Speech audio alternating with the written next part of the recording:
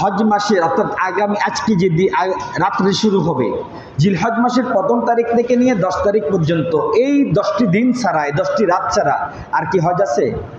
কোরবানি আছে? হ্যাঁ, আরাফার ময়দান আছে? নেই। শুধু এই 10 দিনের মধ্যে রোজাও আছে, জাকাতও আছে, কোরআনের তেলাওয়াতও আছে, তাসবিহ তাহলিলও আছে, জিকির আজকার আছে, জাকাত আছে, আরো আছে কি? হজ, আরাফা, কোরবানি। সুবহানাল্লাহ। অর্থাৎ একজন মানুষকে আল্লাহ সুবহানাহু ওয়া তাআলা যে ইবাদত করার জন্য দুনিয়াতে প্রেরণ করেছেন, সবটুকু ইবাদত একসাথে এই 10 দিনের মধ্যে পাওয়া যায়, যার কারণে এই 10 দিন আল্লাহর কাছে অত্যন্ত দামি। আশা করি বুঝতে পেরেছেন। 10 দিন আল্লাহর কাছে দামি কেন? এই 10 দিনের মধ্যে সবটুকু আছে, সব ইবাদত আছে, যার কারণে এই 10 দিন দামি। এই 10 দিনের বাইরে সব ইবাদত আর কোনো মাসে নাই, আর কোনো দিনে নাই, আর কোনো রাত্রে নাই।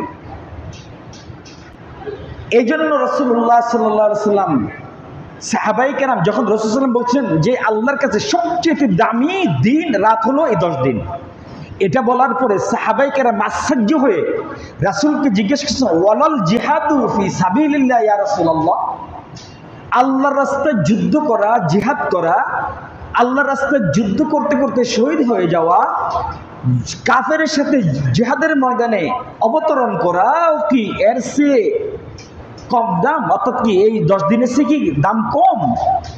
রাসূলুল্লাহ বলছেন, ওয়ালাল জিহাদু ফি সাবিলিল্লাহ, জিহাদের ময়দানের চেয়েও এই 10 দিনের দাম বেশি। সুবহানাল্লাহ। বুঝতে পেরেছেন? সাহাবায়ে কেরাম কি জিজ্ঞেস করেছেন? পৃথিবীতে সবচেয়ে কঠিন কি? জিহাদ করা।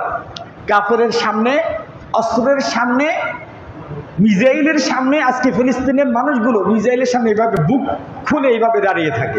কি পরিমাণ সাহস, কি পরিমাণ তারা আল্লাহকে রাজি খুশি করে, তাদের জীবনকে কি পরিমাণ আল্লাহর জন্য উৎসর্গ করে।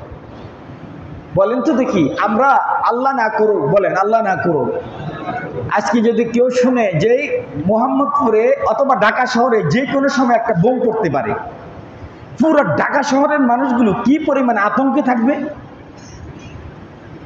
কি পরিমাণ আতঙ্কে থাকবে। ধরেন দুশমনের সাথে আমাদের যুদ্ধ চলছে, এই জিহাদের ময়দান, এই যুদ্ধের ময়দান, আপনি সৈনিক, আপনি জিহাদের ময়দানে আছেন, এই জিহাদের ময়দানে আবার আল্লাহর রাস্তায় জিহাদ করতেছেন, প্রতি সেকেন্ডে সেকেন্ডে আপনি আল্লাহর নজরে আছেন, আল্লাহর রাহে আপনি আছেন, আল্লাহর কদম, আল্লাহর জান্নাতের কদমে আপনি, জান্নাতের ময়দানে আপনি কদম দিচ্ছেন প্রতি সেকেন্ডে সেকেন্ডে। এই সময়টা কি পরিমাণ আল্লাহর কাছে দামি হতে পারে? রাসূল বলেন ওই জিহাদের ময়দানের চেয়েও এই 10 দিন 10 রাতের ইবাদত দামি। এই জিহাদের ময়দানের চেয়েও এই 10 রাতের 10 দিনের ইবাদত কি দামি। এবার রাসূল বলেন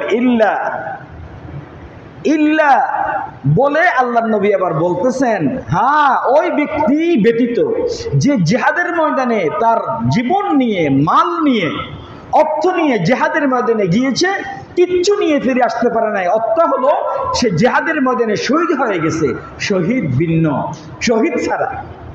বুঝতে পেরেছেন? যে শহীদ হয়ে গেছে জিহাদের ময়দানে, নিজের জানটা আল্লাহর জন্য দিয়ে দিয়েছেন, সেই ব্যক্তি ছাড়া বাকি যেই ব্যক্তি জিহাদের ময়দানে জিহাদ করে গাজী হয়ে ফিরে আসছে, গাজী হয়ে ফিরে আসলে যে পরিমাণ নেকি অর্জন করছে, তার চেয়েও এই 10 দিনের আমলের দাম আল্লাহর কাছে বেশি। বুঝতে পেরেছেন? তাহলে 10 দিনের দাম আল্লাহর কাছে কেমন? 10 দিন 10 রাত শুরু হবে কি মাগরিব থেকে। রাসূলুল্লাহ সাল্লাল্লাহু আলাইহি ওয়াসাল্লাম বলেন, এই 10 দিন তোমরা যারা কোরবানি করবা, যারা কি করবা, আই আরাদা ইউদাহি, যারা কোরবানি করার ইচ্ছে পোষণ করেছো, রাসূল বলেন কোরবানির জিলহজ্জের চাঁদ দেখার আগে আগে তোমাদের নখ, তোমাদের চুল এবং তোমাদের পশম এগুলো তোমরা কেটে ফেলো, তোমাদের মোচ এটা তোমরা কেটে ফেলো। কে বলছেন? মুহাম্মদ সাল্লাল্লাহু আলাইহি ওয়াসাল্লাম বলেন, রাসূল বলেন তোমরা যারা কি করবা, কোরবানি করার ইচ্ছে পোষণ করেছো, তারা যেন চাঁদ দেখার আগে আগে তোমাদের চুল, নখ সবগুলো সাফ করে ফেলবা। 10 দিন পর্যন্ত আর এগুলোর মধ্যে হাত দিবে না। কোরবানির দিন পশু জবাইয়ের পরে সময় যখন তোমার সুযোগ হবে তখন তুমি তোমার এগুলো কাটবা। আল্লাহ রাব্বুল আলামিন তোমার কোরবানিকে কবুল করে নেবেন। বুঝতে পেরেছেন? তাহলে আমল শুরু হয়ে গেল। কি কি করব আমরা এই 10 দিনে? কথাগুলো আজকে আর লম্বা এদিক সেদিক যাব না, ডাইরেক্ট বলতেছি। এই অনুযায়ী আমাদেরকে আজকে মাগরিব থেকে আমল শুরু করতে হবে। তাহলে মাগরিবের আগে আগে যারা এখনো চুল কাঠি নাই, যারা এখনো গোঁফ ছাটাই নাই অথবা কামাই নাই, আর যারা নখ কাটি নাই, চুল কাটি নাই এবং বগলের নিচে এবং নাভির নিচে পশম এখনো সাফ করে নাই, তারা মাগরিবের আগে আগে এগুলি সাফ করে নেব। ঠিক আছে ইনশাআল্লাহ। এবার আল্লাহর নবী যখন এই ওয়াজ করলেন সাহাবায়ে কেরামরে যে আমার সাহাবারা এইগুলো যদি তোমরা করো আল্লাহ তোমাদেরকে কবুল কোরবানির নেকি দান করবেন। কেননা তোমরা তো হাজিদের সদৃশ্য হয়ে গেছো। হাজিরা হজ করে যেই পরিমাণ নেকি অর্জন করবে আল্লাহ তোমাদেরকেও সেই পরিমাণ নেকি দিবে। সাহাবায়ে কেরাম যারা গরিব